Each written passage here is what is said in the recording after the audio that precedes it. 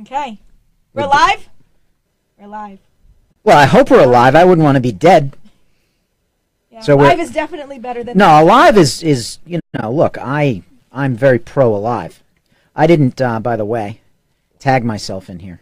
So I got to go to Vic... You're tagged. I am. You are. I tagged you. Okay. Yeah, I grew up on a sheep ranch. When we tagged a sheep, we put a stainless steel ear tag in their ears. Okay. The ultimate piercing. You really wouldn't. 30 seconds. I'm going to shut your mics off now. 30 seconds.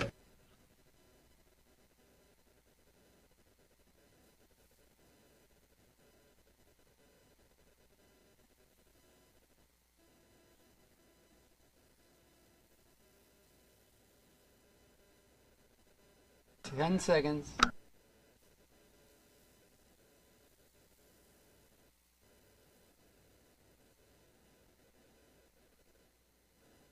Real Estate Talk is provided for general information only and should not be treated as a substitute for professional advice. Please consult your trusted financial advisor, real estate professional, or attorney before making any real estate or financial decisions. Please remember, when following advice, your results may vary, and all information covered here is not intended to cover all aspects of the subject material, but rather a sample of issues the hosts and guests consider important.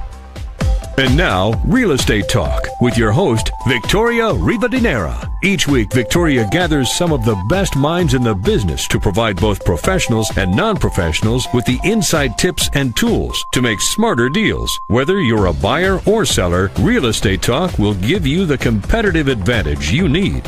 And now, here's Victoria Rivadeneira. Thank you and welcome to Real Estate Talk. We live stream on Facebook.com/Victoria RIVA from New York's AM 710 WOR from iHeart Studios every Wednesday at 12 p.m. Eastern Standard Time. If you're watching us on Facebook, let us know by commenting, or better yet, send us some likes or some love. We really like love. Send us love. Real Estate Talk airs every Sunday morning on AM 710, and our podcast can be found on retalkradio.com. I said it right this time, Phil. Well done. Thank you.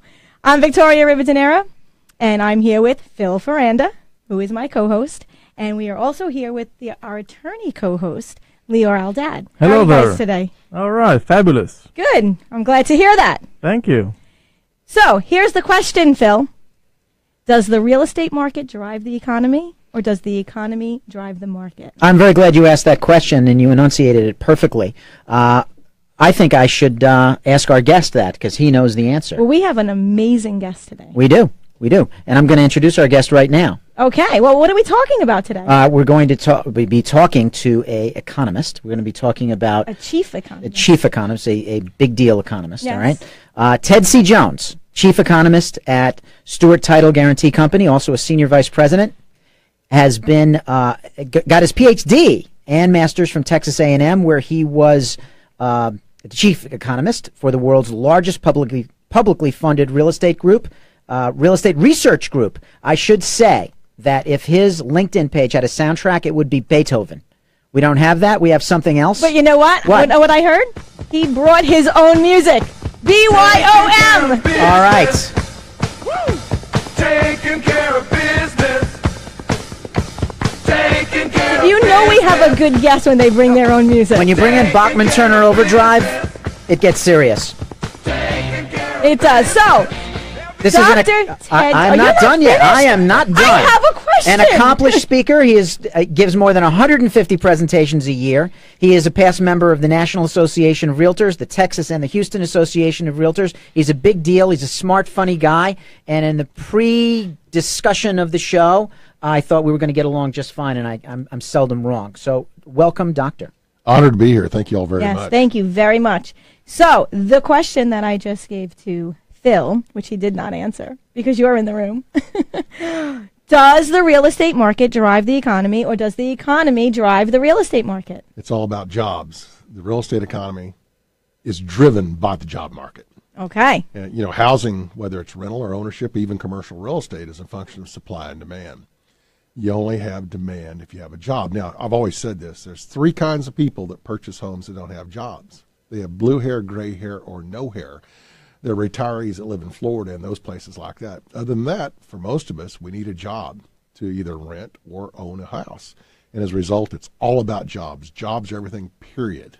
So what are you trying to say? It's all about jobs, man. And now I think it's pretty clear on this. and that's one of the reasons we're looking right now at a really healthy real estate economy across the United States of America. While our job growth in the latest 12 months is 1.50%, that's nationwide. And that, by the way, that's tepid. We really should be well above 2%. But our unemployment rate today is the lowest it's been in 16 years at 4.6%. That's interesting. But since we're in New York, let's just talk about, remember the 1.5% in the U.S. If you look at New York City, Jersey City, White Plains, that job growth rate's 1.98%. So you're growing jobs a little more than 30% better than the U.S. And if you look at New York, Newark, Jersey City, that job growth's 1.56%. So it's a tiny bit ahead of the U.S. So those markets, your primary market here, are doing extremely well. And as usual, Jersey brings us down. Thanks, Jersey. They say it is the armpit of America. Hey, now. No. Okay. Sorry, Bill. No. No, I'm actually a really big fan of New Jersey. I love New Jersey. The Garden State. I am very pro jug handle myself, but the overriding point is that we're in a healthy job market, and that is driving a good housing market, and that is driving a good economy, and that is reason for optimism on the economic front. It really is. And, whether you like the current president or don't like him, he is deregulating a lot. And as you deregulate, it makes it easier for small business to produce jobs. Small businesses are defined as those businesses that have less than 300 total people. I think that defines you, doesn't it? That would define me. And probably your firm. Indeed, yes. And so they produce up to 70% of all net new jobs.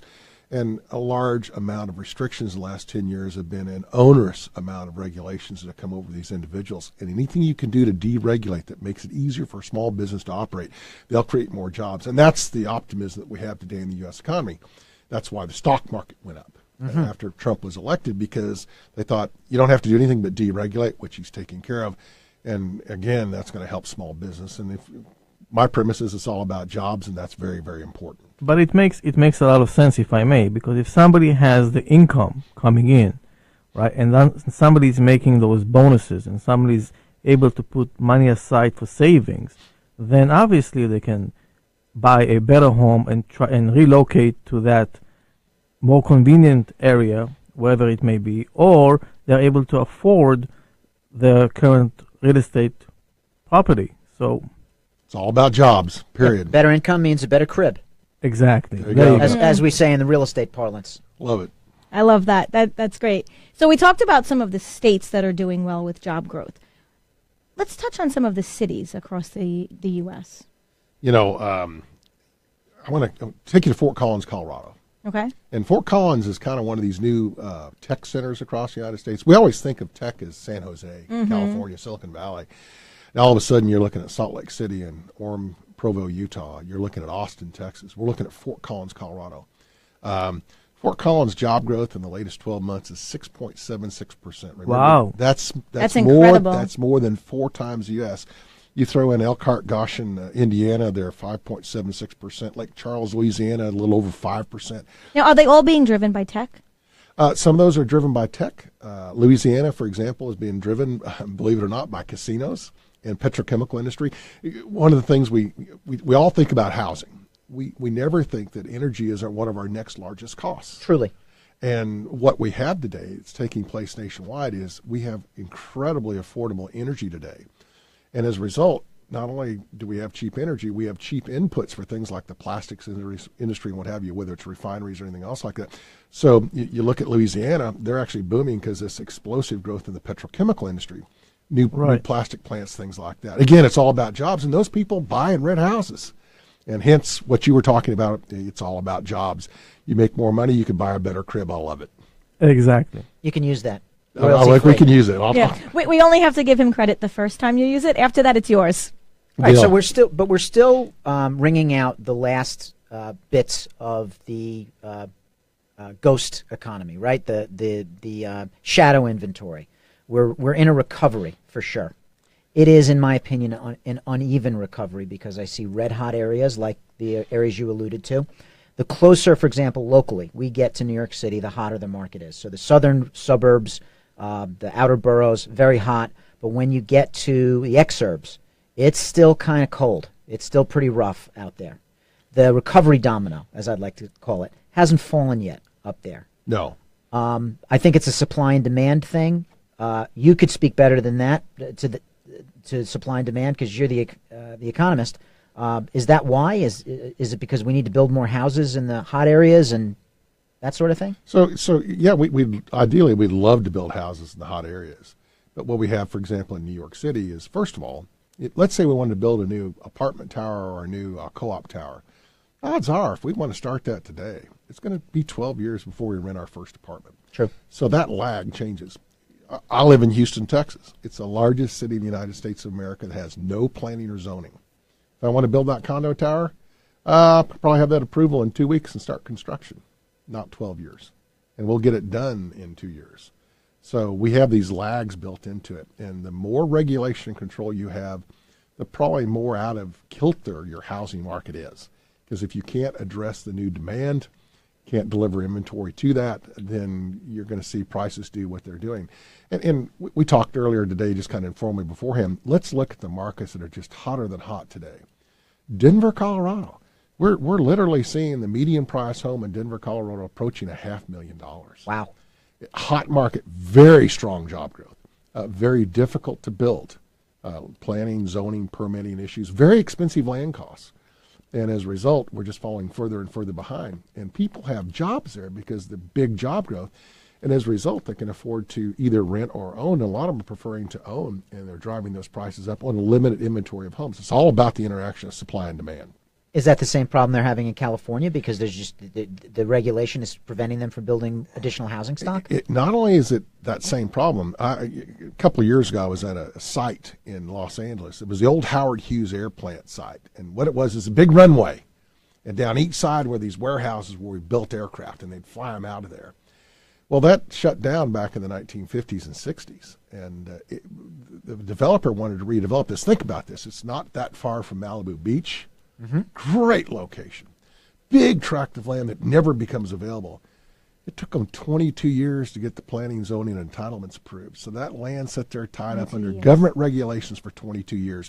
And as a result, if it takes that long to build new stuff, you and I both know that we're not going to keep up with demand for housing. And we're looking in Los Angeles at very good job growth. Los Angeles, San Francisco, San Diego, it just goes on. Sacramento, Seattle, it goes on. And if you can't meet that supply, then prices or rents increase or both. Now, let's go back to New York City. What we're seeing here, because of the mass amount of construction that's taken place with the deliveries this year, we're going to look at 20,000 new units being delivered in Manhattan Island in the next 12 months.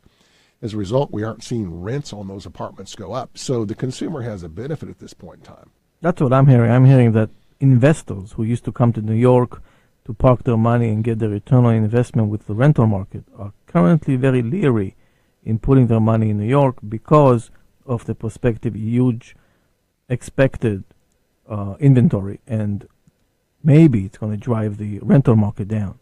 It's good if you're a renter. Exactly. If you're a renter, opt on it. Yeah.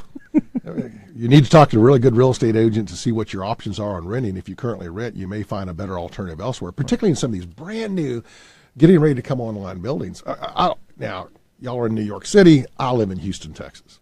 And we've had this real estate downturn demand-wise because of the cheap oil. I mean, we went from $120 a barrel to $30-some a barrel. Unfortunately, we continue building as many Class A apartments as we used to build at $120 a barrel. We're kind of like y'all that we're seeing rents actually decline. And so it gives the renter an option. Oh, and it also gives that person that wants to own a high-rise, I don't have to own it. I can rent it for the next 2 or 3 years. Cheap as I can own it. I'm going to go try that and give it a test drive. Oh, boy. So here's the question. Is it better to rent sometimes than it is to buy? You know, my big issue is because of the transaction costs related in real estate, you really need to plan to be there at least 3 years to consider purchasing. Do you agree with that as a real estate 3 to 5 years, I would say. 3 to 5 years. Yep. Now, I'm doing 3 years because I'm looking at Dallas with a very high appreciation rate. You're looking at a maybe a little longer payback on that. So we're all going to agree with this. We're all saying the same thing, but it's market specific. It also tells me if you are looking at real estate, remember most of us buy a house maybe 5-6 times maximum in our life. The average last year, The average home seller that sold in 2016 were that home 7.88 years. Yeah. So you kind of work that out over That's your what they say, lifetime. between 7 and 10 There years. you they're go. selling Carry the their one, house. yeah. About Carry the 5 or one. 6 There we go. I times. like that. Yeah. Get Like, my iPhone if out you're there. on a high fiber diet, you might, buy more houses over the course of your lifetime, unless you're an organic farmer. I'm sorry, I digress. Yes. So You do that often. But I think it's so important that you talk to a professional in that marketplace that can talk to you about expected appreciation or current appreciation rates, about new supply coming online. But on the other hand, if I may, since the interest rates are so low, if you do your calculations, you may be ahead of the game by owning versus renting. That's actually where I was going with the original question. And right now with the interest rates, they are low, Right. and we're expecting them to go up. Yes or no? Yes. Yes. Well, they can't go down more. No, it's basically They almost can't go free down more money. without getting a bloody nose. So, we can't have that. Yes, so it's the largest transaction in most people's lives. As you correctly said prior to the show, it's usually the largest asset that someone controls. The transaction costs, especially, I would say, in New York, are higher than average. For a $500,000 house, you could spend $20,000 on purchase-related closing costs and fees and tax escrows and impounds. That's an awful lot of money to have to make back. Right. But if you're buying a co-op, if I may just clarify, if you're buying a co-op, there is no mortgage tax and there is no title insurance, so the acquisition of a co-op is slightly less expensive. There's more mobility in co-ops, I would say. Yes. Although But when you're buying a co-op, you're not really buying real estate. you're buying shares of stocks of a corporation, but on the other hand, you have to be scrutinized and approved by the co-op board, unlike in a condo where they have a right of first refusal, or when you buy a house or a townhouse and you're outright an owner without any scrutiny. So it And depends. those co-op boards can be brutal. They are, especially on the in Manhattan in certain areas. Wink, wink. True that. So 5 or 6. But get to your point. Let me allow you to go on to your point before us rude New Yorkers interrupted you. We're making about 5 or 7 transactions in our life. Yes. All right. So always deal with a local professional that understands that marketplace like the back of their hand. And Here I am. I'm a Love it. realtor. I'm a realtor myself. I always hire the local market professional, the realtor, the real estate agent, the broker, to assist me in those The transactions. lawyer. Right. The lawyer. Oh, never. Counsel, let me tell you this. Never, ever enter the largest transaction you're ever going to do in your lifetime without good legal counsel. Am I correct? Absolutely. Am I correct? never go to a gunfight with a knife. Well, I'm from Texas. Bring 2 guns. Minimum. Meet my lawyer, gun number 1 and gun number 2. Exactly. And real estate is local. It's all So local. you do need the local professional. I agree with that. Even on the commercial transactions. We're looking at, we're in Manhattan today and we're talking housing, but let's talk retail real estate. If you get on Fifth Avenue, we've actually seen in ground floor retail space on Fifth Avenue, we've seen asking rents drop as much as 26%. So let me ask you a question. Since you're saying that you should hire the local expert to represent you, and if you're buying an all-cash acquisition, should you hire your own independent appraiser to confirm what you're being informed by the experts? Oh, yeah. And remember, I'm a reformed appraiser. I used to own my own appraisal company. I've done appraisal work for companies such as GE and Boeing Aircraft and what have you. And used to do a lot of houses in ski areas in Aspen and Telluride. And That's very impressive, Mount I must Crested say. Butte. But you really need that. Again, it's going to be that local expert appraiser. And you and I talked about this earlier. It has to be that person that knows that market area. Right. I think on housing, it's very difficult to walk into a neighborhood you've never been in and understand the motives of the buyers and sellers and what drives value, that amenity is necessary here and the others are not. Those are very, very important items. And what's planned as well. Oh, Only yeah. the local people will know that. Well, and now let's talk about schools. Schools. One of my blogs, and y'all need to read my blogs. How do we read your blog? Oh, just Google Jones on Real Estate, and you'll take you right to Stewart.com and my blog. Jones on Real Estate. That's me, yeah. All right. Hey, that's a play on words. I see what you did there. But one of them showed that the only thing worse than a bad school district in a neighborhood is a strip club. It shows you how important the quality schools are, and you know what? That local real estate professional can tell you about the quality of those schools. Seem to recall a correlation between a Starbucks nearby as well.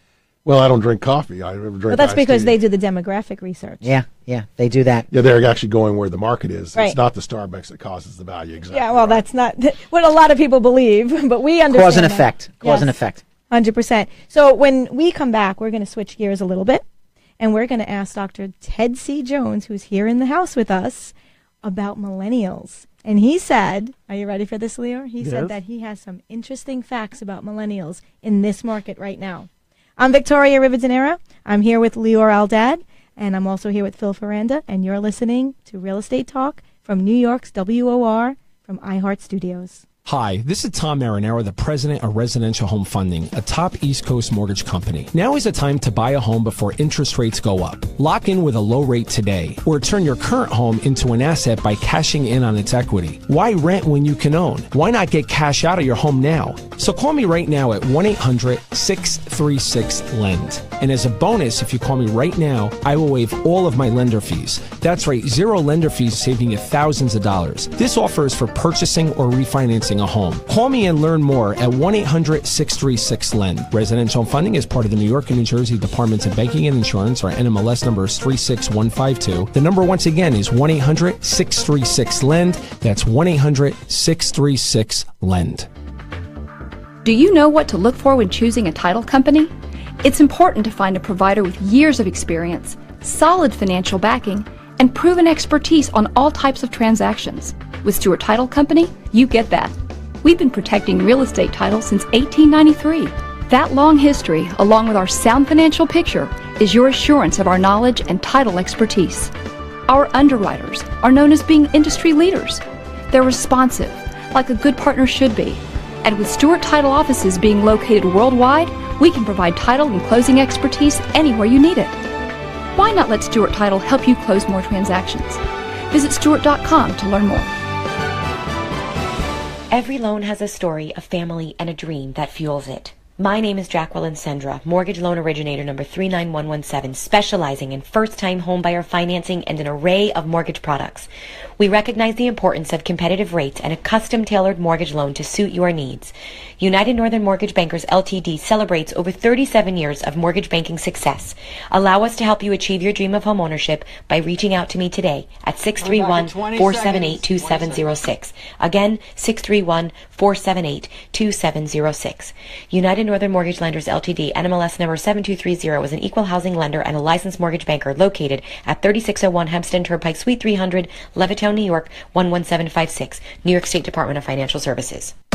For more real estate talk, download our free podcast at retalkradio.com. Now back to Victoria Rivadeneira. And we're back. If you're joining us now, you can listen to our entire show by going to our podcast found on retalkradio.com. We're talking about the economy with Dr. Ted C. Jones. And just before we went to the break, you said that you were going to share with us some interesting facts about millennials. Well, first of all, I want to talk about boomers. I'm a boomer. And I want to put millennials in perspective of boomers, because up until now, the boomers have been the driving force of the U.S. economy. But that's now history. They used to be the largest generation, but not anymore. Boomers, intriguing thing, boomers the only group that the U.S. Census has defined you're a boomer if you're born between these years. No one else has ever done that. So very often you'll see one quote about millennial numbers, another quote about millennial numbers. They will not agree. It's because they're going to use different dates. But boomers, there's 76 million of us boomers. We're all born between 1946 and 1964. I'm going to tell you all this, boomers out there, sorry about this. Every one of us boomers are going to die. And, years ago, we thought when the boomers went away, so would the housing market and the stock market, because all the 401ks. And that's just the opposite. And I'm going to look at millennials between the ages of 19 and 35. There happens to be 83 million millennials. You have to go like that, 83 million. 83 million, all right. To do that, 83 million. And if you go down to the age of 16, there's 91 million millennials. And what's amazing about millennials last year, even though the largest number of millennials are age 25, then 24, then 26, the most common age of the first-time home buyer, according to the National Association of Realtors, is 31. Mm-hmm. Yet millennials last year in 2016 became the largest home buying segment in the existence of the U.S. They buy more homes than any other age group demographic. And there's a lot of myths about that. There's a lot of people out there saying that millennials are not buying real estate, that they do not believe in the market. And that is so not true. CBRE, a big commercial company, last year did a 13,000 millennial survey global, 2,000 included in the U.S. And 13,000? 13,000. Okay. Yeah. That's a big survey, guys. That's a big survey. We think if you have 500, we can tell you pretty much what the answer is. That's a representative sample. Very representative sample. That's big, yeah. PhD in finance, minor in statistics. It's a big sample. That's a big sample. That's Texas-sized sample right there. That's what that is. A Texas-sized sample. Right. I like that. So anyway, what we found out is that global, 49% of millennials still live at home. Not as many in the U.S. And that's why they're getting the bad rap. Well, but remember, they're young. Yes. And I think that's what we're failing to really look at.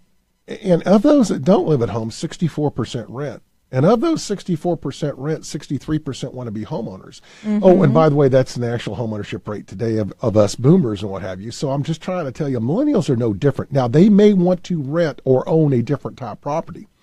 They may not want that. They don't want the big McMansions anymore. Exactly right. I'll tell you what I'm finding. I'm finding as an attorney that many times we have the younger individuals buying, but they're buying because they're being gifted the house, or they're buying because their parents are so-called gifting them the funds, or they're buying because the parents told them buy it under your name and get a deduction and we'll subsidize the deposit, the 20% if it's 80-20, or whatever it may be. So I'm not sure.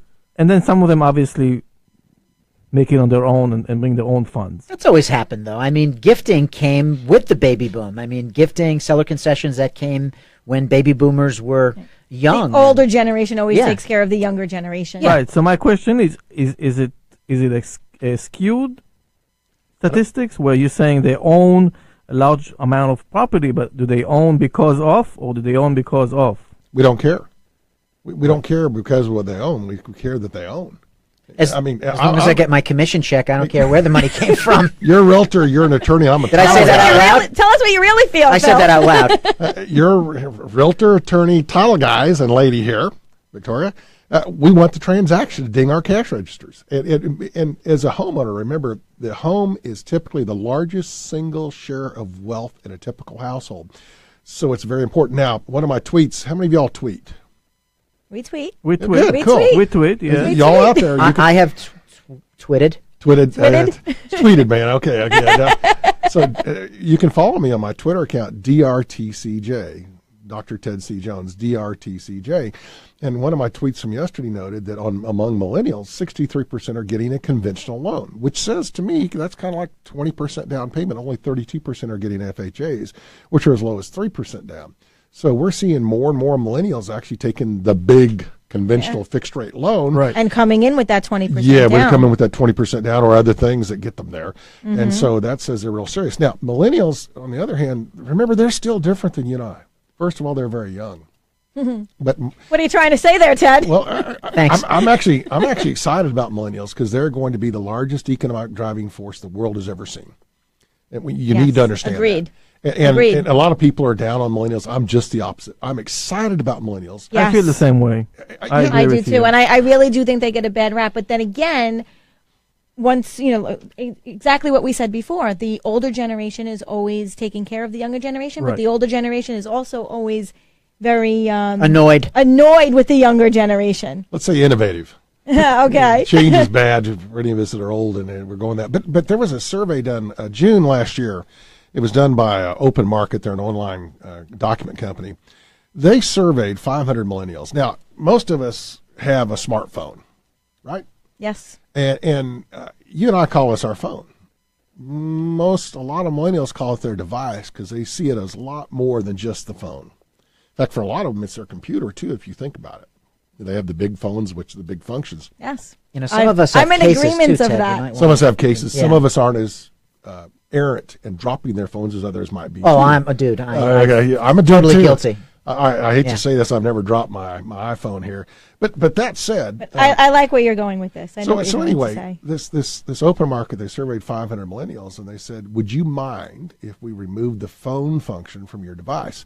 Now, for us boomers, we would feel naked if we removed the. I mean, that's what I use it for, is the phone. All I do occasional email and text and tweet and all that kind of tweet. See what you did to me here. Gotcha. Mission accomplished. 75% of the millennials said that they would not mind missing the phone function from their device. Yes. And I have to share this. And I know Bill is in our studio today, so he can definitely verify what I'm about to say. I think I'm a millennial. I do. I'm not a millennial, but I think I am. And I never use my phone.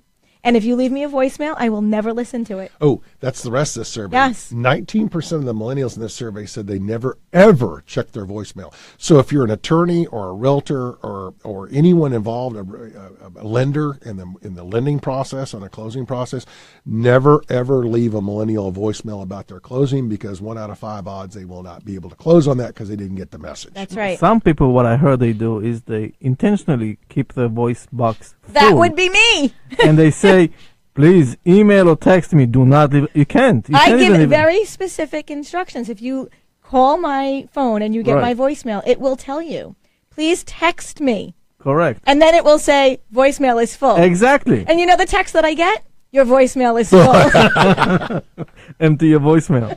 Yes. So you are indeed a millennial. You're functioning as one. Yes. But you're also functioning probably more efficient. And this is... Well, thank you. You hear that, Bill? I'm efficient. And everything is documented from a legal perspective, because if I have it in writing. There you go. I love this on the attorney side. That's why it's so important. You can never do a show like this without a good attorney. Real estate-wise. Very, very important. That's a neat. You see? We need to look at this in the real estate transaction process. But millennials are going to be driving our economy, and I'm not worried where they're going to drive it to at all.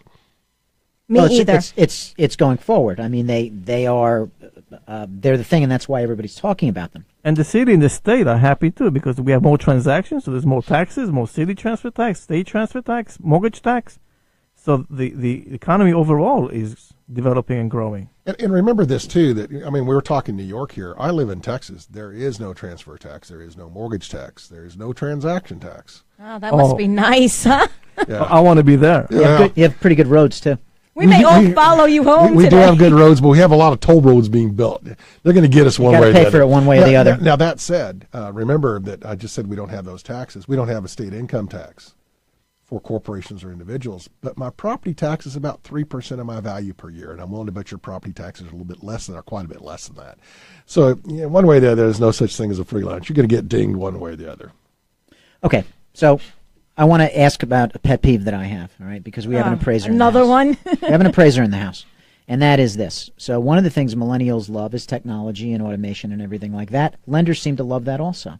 Lenders have a thing about automated values being such a part of their business model, instead of just sending an appraiser out to value something.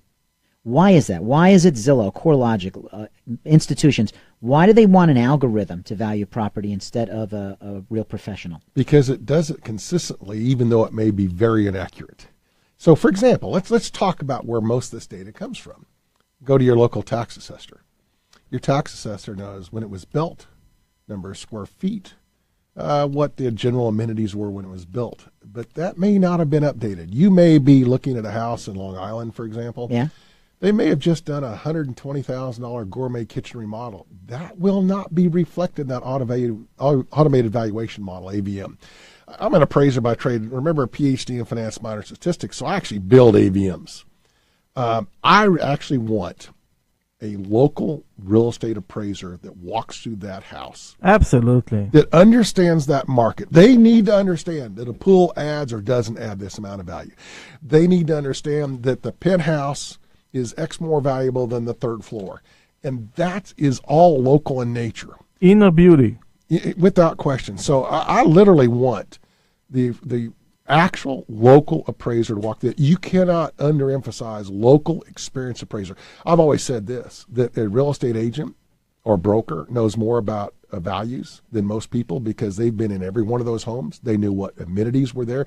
They also knew, more important, the motives of the buyer and seller. They know what's going on. They have boots on the ground, as we say, right? And who determines the prices? The buyer, and they're working with the buyers on a daily basis. And that's why I'm going to go back to it. I never walk into a market that, even though I feel I'm a very competent real estate professional, I'm going to enlist the aid of that local real estate agent, realtor, broker, to help me with that transaction. And I'm more than willing to pay them for that, because you get what you pay return on for. investment. Exactly. You actually get more than you pay for.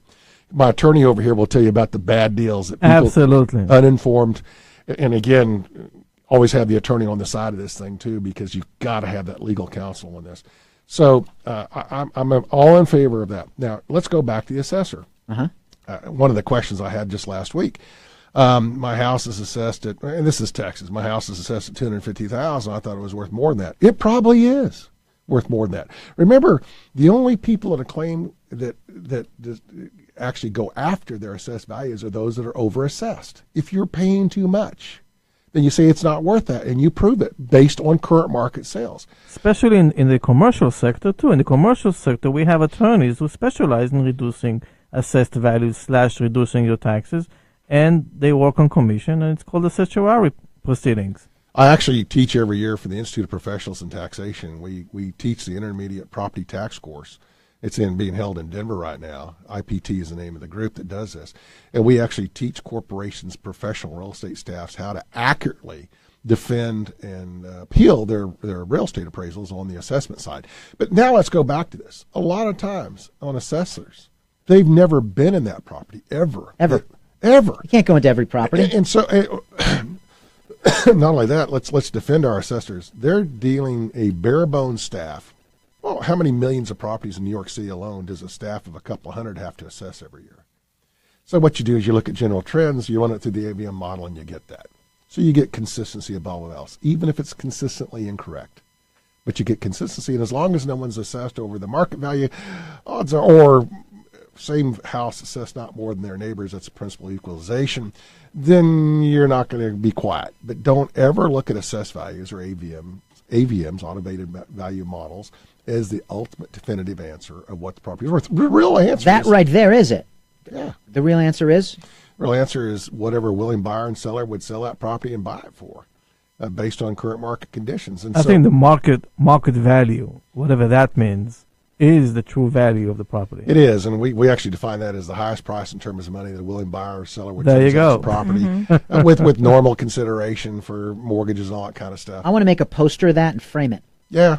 Because automated valuations have caused so many headaches and killed, by the way, drive-by appraisals, outside drive-by stuff, have probably cost millions, if not billions of dollars in lost revenue for financial institutions who save $100 on the appraisal side, but then have a pay for it on the other side. side. They it's a $600,000 house. They erroneously think it's worth $7,000, so it doesn't sell, and then they end up getting 3 years later $450,000. Yeah. How did you save money there? You lost money. Not only did you lose the $50,000, you had your money tied up for 3 additional years. You had to maintain that property, pay property taxes, do maintenance fees, electricity, the whole works. And people's lives are disrupted. Without question. I'm a big believer, and I'm going to go back to my counsel, my attorney over here. What you said is, if I'm going to pay cash, I'm probably going to hire my own independent appraiser to do an assessment on that. I would have, or why wouldn't you? You have to protect your investment. Or I'm going to at least talk to a real estate broker or agent who is so active in that market, they know like the back of their hand what values are in that neighborhood. They know whether the swimming pool adds or detracts to value, those type things. Again, let's go to the consummate market professional. Now, automated valuation models, AVMs, do I like them? Sure. I think they're brilliant when you're doing a HELOC, home equity line of credit. Yeah. Where where first of all, you're only going to risk. It doesn't really matter. Now, it's a guesstimate. You already have 30, I agree. You already have 30% equity in the property, so it's really not a loss. No one's going to walk away from that. So from that perspective, I don't have a problem. But if it's your primary dwelling or if it's a big investment, by the way, every house is a big investment. I want that local market expert and also, knowledge. Also in New York, above a certain value of a loan or an acquisition, they request 2 appraisals. The bank is requesting now a double appraisal to make sure that the first one wasn't incorrect, and they're able to rely on the average of both, or the higher of both, or the lower of both, whatever it may be. But sometimes double appraisals are necessary. Can't find fault with that. So if you're doing $1 million property, what's another $500 for another appraisal? True. To me, that's just it's smart. Just smart due smart diligence. Money. You nailed it. Right? Without question. Yep. Right. Exactly what I said. Why wouldn't you do it? You're stepping over $1 to pick up a penny if you're not doing it. But we have, for the better part of the last decade, seen banks kill a lot of sales because they do this round robin nonsense, drive-by BPO, BPOs broker price that are opinion, incorrect. where some disaffected failed agent who has no other way of earning money than to just do these broker price opinions, doing a Which is botched not an job. appraisal. It's not an appraisal. It's just a botched price per square foot robotic piece of garbage that I wouldn't wipe my rear end with, and then they kill the transaction. They screw up lives, all right? The bank has a non-performing asset.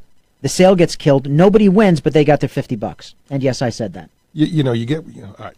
You get what Two you pay terms for. around. You get what you pay for, and there's no such thing as a free lunch. And both those come up and slap us in the face on what you're talking about today. Yeah, Absolutely. absolutely. I agree. So we have to go to a break. So when we come back, I am going to ask you, Dr. Ted C. Jones, I'm going to give you your official title there, your official name, about appraisals. Since we're on the topic of appraisals, I want to talk about improvements. Because there's a lot of controversy with some of these improvements. I'm Victoria Rivadeneira. I'm here with Lior Aldad and J. Philip Ferranda, and we are in iHeart Studios in New York City. Every loan has a story, a family, and a dream that fuels it. My name is Jacqueline Sendra, mortgage loan originator number 39117, specializing in first-time homebuyer financing and an array of mortgage products. We recognize the importance of competitive rates and a custom-tailored mortgage loan to suit your needs.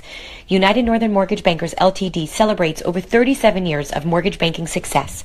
Allow us to help you achieve your dream of homeownership by reaching out to me today at 631-478-2706. Again, 631-478-2706. United Northern Mortgage Lenders Ltd. NMLS number 7230 is an equal housing lender and a licensed mortgage banker located at 3601 Hempstead Turnpike, Suite 300, Levittown, New York 11756, New York State Department of Financial Services. This is Paul Oster, the nation's credit repairman, and I want to help you improve your credit. As the CEO of Better Qualified, I've helped thousands of people over the past 10 years. I'm the credit expert for Fox Business News and all the major networks. I'm a certified FICO Pro that uses the consumer laws to help delete negative information off of credit reports. We have a debt elimination program that focuses on the laws surrounding collections, judgments, and charge-offs. You could be entitled to up to $1,000 per violation. Call now for your free credit consultation. 888-533-8138. That number again, 888-533-8138, or visit us on the web at betterqualified.com. Hi, this is Tom Marinero, the president of Residential Home Funding, a top East Coast mortgage company. Now is the time to buy a home before interest rates go up. Lock in with a low rate today, or turn your current home into an asset by cashing in on its equity. Why rent when you can own? Why not get cash out of your home now? So call me right now at 1-800-636-LEND. And as a bonus, if you call me right now, I will waive all of my lender fees. That's right, zero lender fees, saving you thousands of dollars. This offer is for purchasing or refinancing a home. Call me and learn more at 1-800-636-LEND. Residential Funding is part of the New York and New Jersey Departments of Banking and Insurance. Our NMLS number is 36152. The number once again is 1-800-636-LEND. That's 1-800-636-LEND. RETalkRadio.com is your portal for cutting-edge information to give you an advantage in the competitive real estate market. Now, back to Real Estate Talk with Victoria Rivadeneira. And we're back. If you're joining us right now, you can listen to our entire show by going to our podcast found at retalkradio.com. We are in the studio right now with Dr. Ted C. Jones. He is the chief economist for Stewart Title, and we are talking about the economy. And just before we went to break, I know you said you are a recovering appraiser. I am. And I'd like to talk to you about some improvements that homeowners make to their homes. Okay, so some improvements add values and some don't. Actually, if you're selling your home, the one thing you must do is listen to your realtor, because they're going to tell you this rug needs replaced. If you got a dirty, tatted rug, it's going to change your perception the second you walk in. I know you talked about the cat litter box, and I'm not a fan of cats. That is a pet peeve. A pet peeve. No pun intended. No play on words there at all. Yeah. No pun intended. So, but I truly do believe that one of the most things you can do to add value if you're going to sell your home is declutter. Yep. We have so much stuff in our house that doesn't show our house, it shows us. Declutter, keep it clean. Curb appeal is very important. Kitchens and baths sell houses. what are the improvements that you would highly recommend and other improvements that you would say probably not worth it? One hand, you just nailed it. The kitchen and the bathrooms are two of the major components. Now, what you're going to improve is a function of your local market. I live in Houston, Texas. You really need a high energy efficient air conditioner. I don't think that's a big value add process in New York City. So if they're walking through the house and they're uncomfortable, they might want to get out of the house quicker and not buy it. But just for and we're actually, and our millennials are making us do this. We've done it ourselves. We're looking at just not the purchase price of the transaction, but how much is it going to cost us to maintain and run that house? Yeah. Mm-hmm. Have you heard of the term depersonalize? Depersonalize. That's declutter, depersonalize. Get rid of all your own stuff. Depersonalize. You don't want to have those photos out. In other words, if you are a fan of something and you have that particular poster all over your apartment, not everybody may like that aspect of the house. Yeah, well, we're here. We're in the Met studio here, and I think the Mets paraphernalia would be good, but come to Houston, Texas with the Astros, and that's not going to work that way, if you know what I mean. Yep. Or the Yankees or what have you. So again, you got to. I love the term depersonalized. I want it to look relatively neutral. I want it to look spacious and clean. I want it to have not a foul odor, hence the cat issue on that one. And the dogs the same way. When I moved to Houston 20 years ago, my house that I purchased in a very hot market, it had been on the market for 2 years, but the reason was they had 3 dogs inside and no one could ever show it because they couldn't be there to get rid of the dogs. Yeah. Oh, and worse than that, her mother had passed away, as we do when we get old, and not only did they have all their own furniture in the house, they had all of her mother's furniture in the house, which means you thought you were in a used antique shop in a way, with good and bad homes. That is not staged. And as a result, I made a low ball offer and got it. Again, I'm going to tell you, go back to your realtor, to your real estate agent, your broker. Listen to them. If they say you need to do this, do it. Some say move out altogether. If you can, I suppose. Right, and then they come in and they restage or stage the apartment and make it. Well, they need the rooms to really show to scale, and sometimes people are putting furniture in that's much bigger or too much of it. That's exactly right. You just said. And you said this. And that can cost you. I actually spoke at Sotheby's in Houston just a couple of weeks ago, and now we're doing virtual staging. That's a big thing. That is a very big thing. Very big thing. And not only that, they can do virtual staging with your furniture in that room. And so now you can say, I wonder what it'll look like with my stuff in here. You can see. And here's what happens, though, right? You go on a listing, and you do a virtual staging, and you rearrange the furniture, and then they want to stay, and they don't want to sell the house anymore. Well, they can also put Chris Christie in each of the pictures of the room on the beach, that thing. No? Yes. Big rooms. Well, yeah. Big rooms. Yeah, look, we could fit Chris Christie in this room. Think about that. That's better than a queen-size bed. All right, moving on. Okay. As we should. As we should. I agree. Thank you. Agree. Or you're supposed to be I'm glad protecting you us agree. here. No, he agrees with moving on. Council's protecting us right now, guys. Yeah, we're indemnified. All right, what else do you want to talk about now? So let me ask you. Talking about things that may hurt your house when it comes to renovating and appraising, right? Some people think that if they invest a certain thing or in a certain place, they will get 100% of the return, and sometimes you don't even affect the appraised value or the price. Yeah, and I'll give you a good example of that. I know someone recently who said, well, I just put in a $40,000 swimming pool in the backyard. Did it help? No. In fact, there'll actually be some people that will not purchase that home because it has a pool in it. That's exactly my point. And here I live in Houston, Texas. I've actually had, in my previous house, one of my neighbors fill in their pool with sand because they didn't want a pool. Yeah. And so, again, first of all, I'm almost never seen any major improvement that's more than 100% value added. You do a $120,000 gourmet kitchen, you may not get $100,000 worth of value. But what happens is it shows better.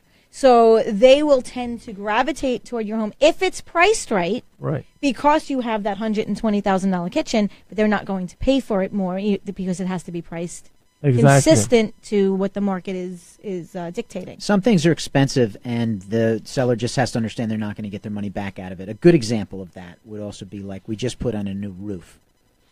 The buyer, I got news for you. The buyer expects the roof to be there. So now I'm going to tell you about the millennials. When I re-roofed my house, my current house in Houston, this is a house built in the mid-'90s. It's almost 3,000 square feet, which is a small house in Houston. You need to understand that. Everything's big in Texas. Everything's big in Texas, yeah. And when I first August when I was there, my air conditioner bill, electricity bill was over $800 a month, and so when we re-roofed, in the interim we put in new energy efficient windows, we put in new SEER 21 air conditioners upstairs, downstairs. When I re-roofed, we put in thermoply decking. A year ago August, my power bill was $121. I'll take it. Yeah. But Wow. So a lot of these improvements can be paid for long term. And our millennials in particular, they're sitting here saying, you know, I'm looking at not just my acquisition costs, but my monthly ownership costs. Energy efficient. Energy efficient, all these, and homeowners association fees are one of those, condo association fees. And so all that comes into play. So we need to look at the total cost of owning the home over the duration of the property. So here's a question. Do you see solar as being a player? Solar heat as being a value add? Is it a player?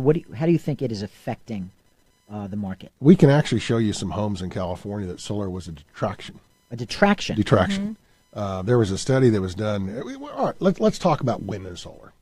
And let's talk about it. I don't care what your emotions are. Get your emotions off your sleeve. Let's talk pure economics. If we did not have federal government subsidies on it, we wouldn't build one of them. Not one? None. Not in the U.S. Now, if you're on a Caribbean island and you don't have any option, or you're in the outback in Australia where it costs you a lot of money and there's no power lines, that's a completely different answer. But we just don't have paybacks without the subsidies on wind and solar energy. It just is not there.